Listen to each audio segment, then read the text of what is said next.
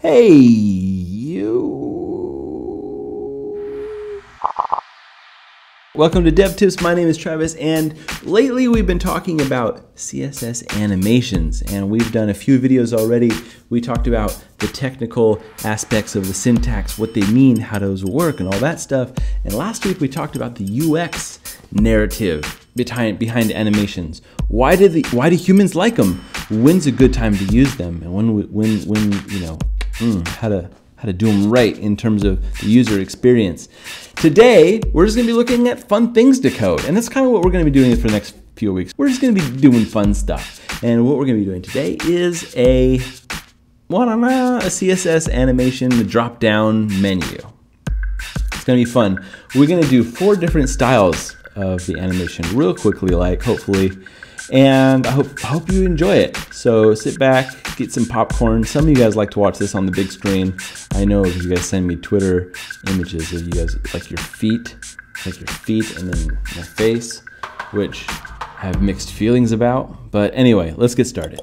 So we're gonna start right here in CodePen. Now, because I'm doing this work in CodePen again, remember that this is all available for you guys to go and follow the link that's in the description of the video down below and check this all out for yourself, okay? So let's start with our markup. I did the markup again in Jade. Jade is a pre-processing language. If we go over here to view compiled HTML, we can see that this code that I've written right here, Jade compiles into the regular HTML that you're used to, okay? So let's look at this HTML here and see how it reflects what we have here on the right-hand side, because understanding the markup is important. So we have a nav item, and in that nav item, an unordered list. And in that unordered list, we have 4 list items. Each list item has a name, style 1, style 2. That's what these gray things are here, style 1, 2, 3, and 4. And in each of those list items, there is another UL, an unordered list, with a class of drop menu, and then a class of menu-1, 2, this one has 3, and the next one is 4. And the list items are 1, 2, 3, 4, 5, 6, and that's how we have these drop-down menus, right? Now let's take a look at how this is possible with the Sass. Basically, it's very simple.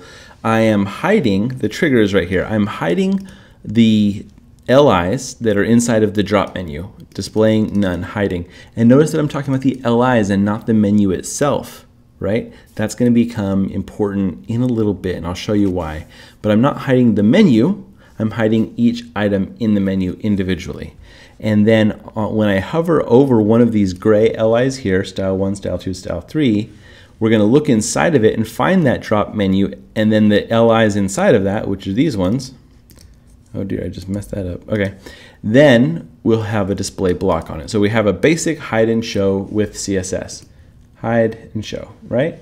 Exactly like you've seen this a million bajillion times. I've probably wrote this type of code a million bajillion and 2 times. So you've seen it exactly 2 times fewer than I've written it. Now we want to make these things special. So the way we're going to do that is, now remember here how each one is labeled menu-1, menu-2. We're going to take advantage of that and rewrite this thing here under menu 1 right here. So we'll say when you hover over a list item, inside of the list item, drop menu, and we'll say specifically menu-1, look at the LI and do something to it. Namely, make it block like it is above, but take its opacity or opacity. You know, there's been a lot of comments how people don't like the way I say opacity, but it comes from the word opaque. So I don't know why it's pronounced opacity. I don't say, oh, that's very opaque. I don't get it. So I'm just going to say opacity like the way I like to say things, right? It's my channel. Get your own channel if you want to say things differently. Opacity. Okay, so let's take the opacity down to 0, and then let's use keyframes to bring that opacity back in. So we're going to say at keyframes, and we'll name the keyframe menu-1, and we'll say from 0%, which will be like that opacity 0 again, to 100%, which will be that opacity 1, right? And now we have to use this animation And then in Sass, you can do this animation and then colon, and then below it say name, and you can break out all these properties. We did this in the last video. We'll say name is menu 1, not in the last video, but the video before that. Menu 1, and duration, let's say 300 milliseconds, and what's the other one? Timing function.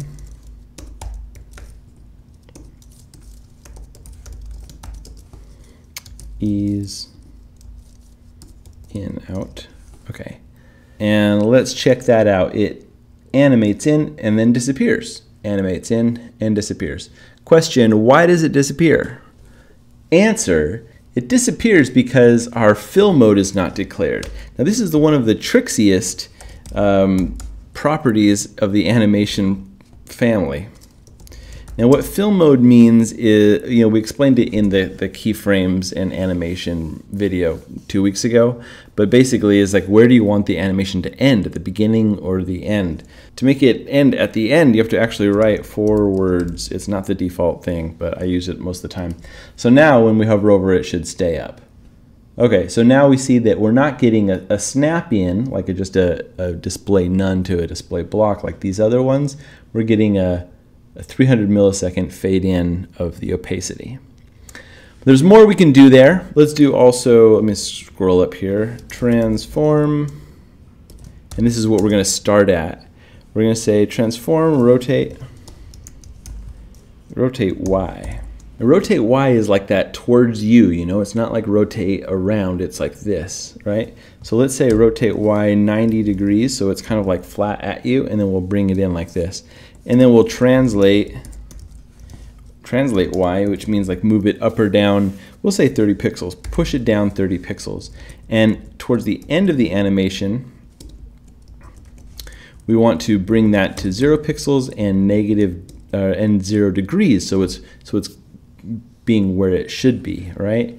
And I think there's something we want to do here. Oh yes, in order to make this rotate Y look very 3D-ish, we have to go up here to the parent of the thing that we're rotating.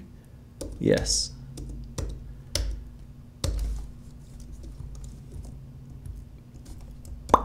And we have to put this really cool, not really cool, really interesting CSS property on it called perspective. Perspective 1000 pixels. I'm not going to explain that right now. We'll talk about it another day. But let's see what it does. Now we've got this rotating and lifting kind of animation. Now remember earlier I explained in great detail how we are actually animating each of these list items individually and not the whole menu itself.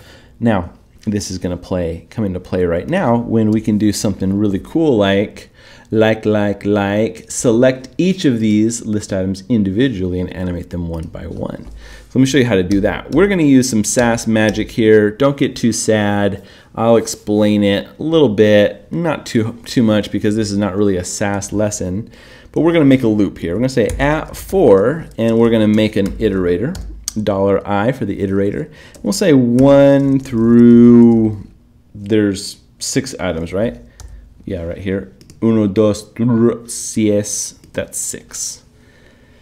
1 through 6, and we'll put these guys under our loop.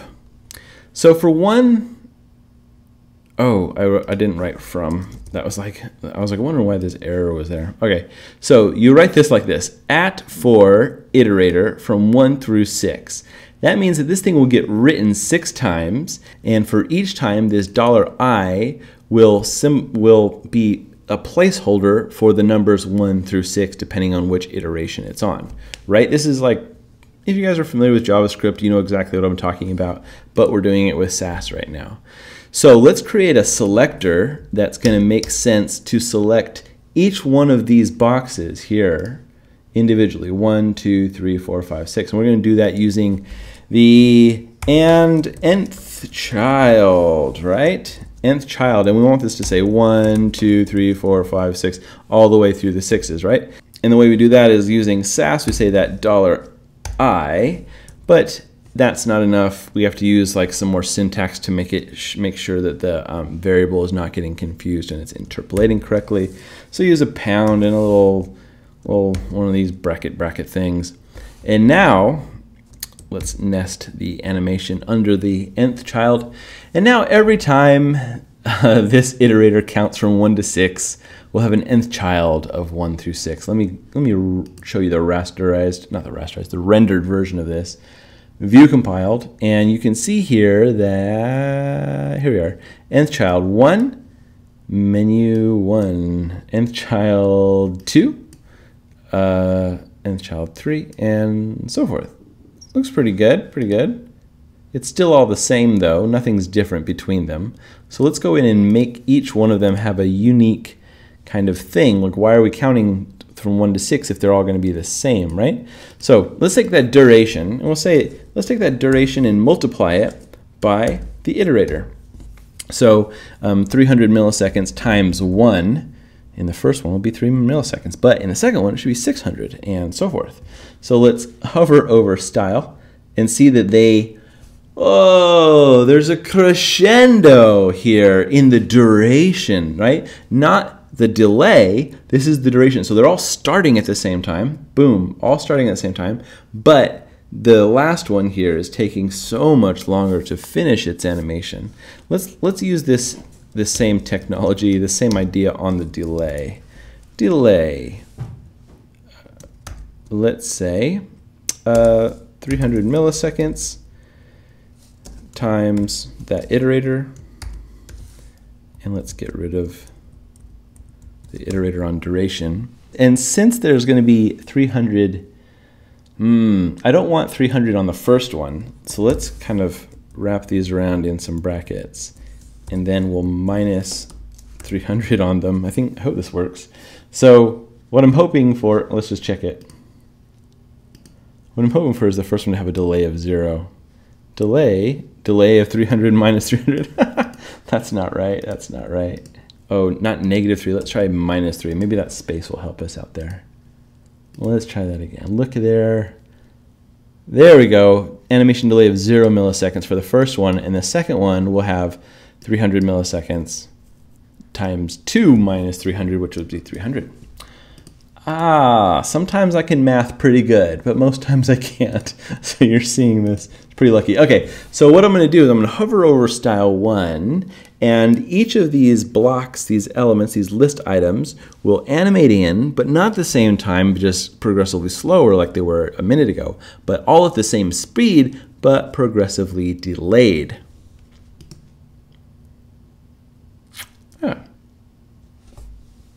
Choose your poison. You could say something like this, minus 100, and that way they would like still animate while the other one was going. Is that right? Oh, no, I got it. No, 300 is good. But if we do 150, 150, because our duration is 300, so if our delay is only 150, that means that the next one will start in the middle of the animation of the previous one. Let's check that out. There we go, a little faster. You don't really notice that there's a problem with, I mean, not that there's a problem, but like the times are a little bit different. In fact, it makes it look a little bit more fluid. And I'm happy. Let's move on. Let's take a command copy of that one, go down here and do another one.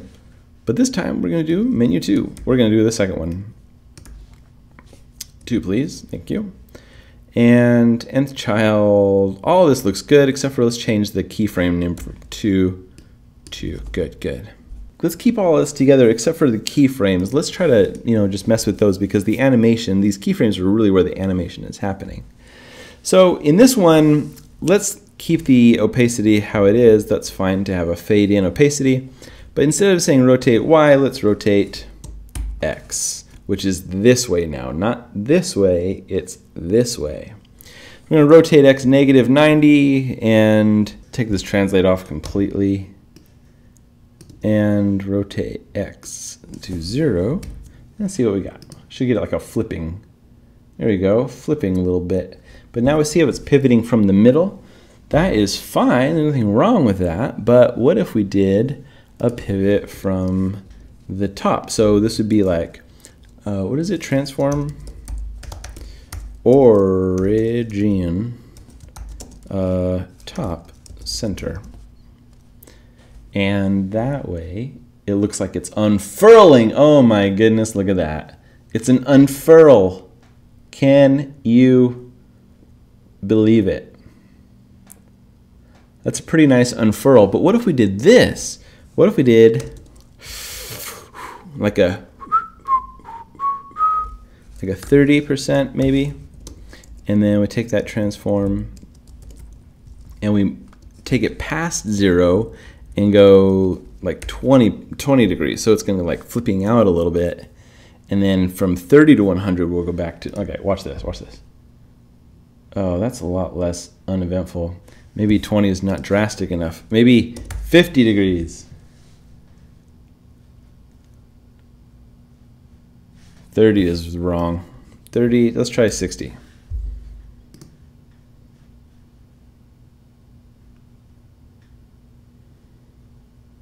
There we go. Now we look like things flapping out, like doot, doot, doot, doot. Flappers. Spinners and flappers, you know. That's how we do it. Okay, let's move on to style number 3. And paste it. Menu 3. Menu 3, menu 3, menu 3. Okay, and let's do the menu 3 a little bit different. Why don't we have this rotate Y going on here. What about instead of translating it from the bottom, we translate it from the top? And we did the opacity a little earlier, so let's say 30%, and move this one into 30%. And translate Y. Oh, whoa, whoa. You have to keep the opacity, it goes back to 0. Weird. Okay. Now it's like spinning down from the top, kind of similar to what number 1 was there. What if we don't do any spinning at all? No rotates, no rotates. What if we do a scale? Scale, yes. That's not how you spell scale. Scale. Do you guys talk to yourself this much when you code? I don't normally either. Scale. So what should we scale to? Scale to 1, but from what? How about 0.3? 0.3 for a scale. Translate Y. That is the movement. Now it looks like it's building. We have to translate Y a little bit more. How about 60? Oh wow, now it's like falling. I think we're doing that opacity a little too fast.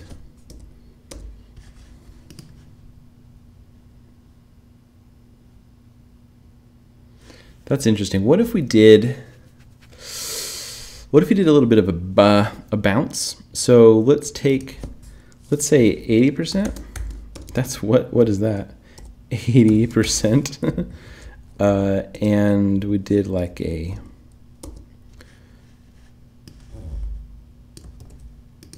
transform scale. Let's take that, translate Y out. Scale to like 1.2. Okay, maybe this will work.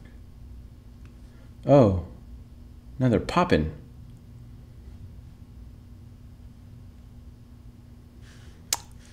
Well, we can also pop the translate. Let's pop the translate. Translate to maybe 10. That's fun.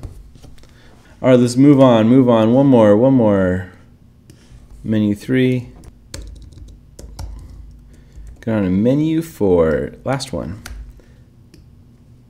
All right, I'm just really, I mean, these are not, of course, the only 4 that exist in the world. I'm just showing you could just like make up this stuff and it doesn't matter. And you just tweak it until it looks good. That's what I'm doing. I'm making this stuff more or less off the top of my head. But let's change this scale to a rotate. And this time, let's move that, what was it? This one, transform dash origin, top right, right? So now we're gonna rotate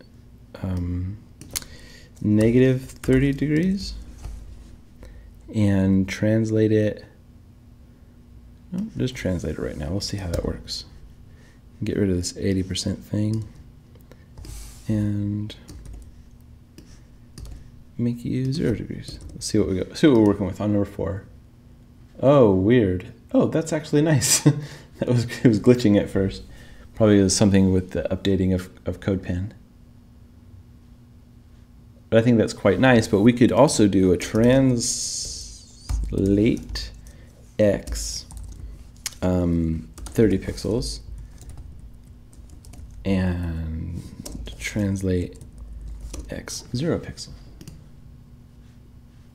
So now it's like scooping animation is pronounced more because it's coming even further from the right.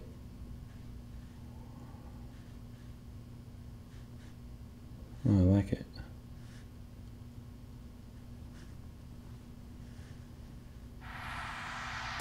Thank you for watching this episode of Dev Tips. I thoroughly enjoyed myself and I hope you did too. Next week, we're going to be looking at some other UI elements that are a really good idea to use animation on. I don't want to see any avatars jumping. I don't want to see any letters animating in. I don't want to see any media objects bouncing. We're going to animate the good stuff, man. I don't know what next week is going to be. I haven't decided yet, but it's going to be good. Also, I want to take a little bit of a moment to thank the patrons of this channel. The patrons of the what's a patron? A patron of the channel is somebody who has thought that these things that I'm teaching, that we're discussing, that we're learning, are valuable enough that they have donated a dollar amount of their choosing to the channel. And you can check out patreon.com/devtips to learn more about the different rewards and things that are available to people who are patrons of the channel. But mostly, they just want them warm fuzzies. And to pay it forward, they want to help you to learn more through their donations. So I want to thank my patrons of the show and also for everybody who leaves comments and loves and likes and all that junk. And I'll see you next week. Keep on hacking until then.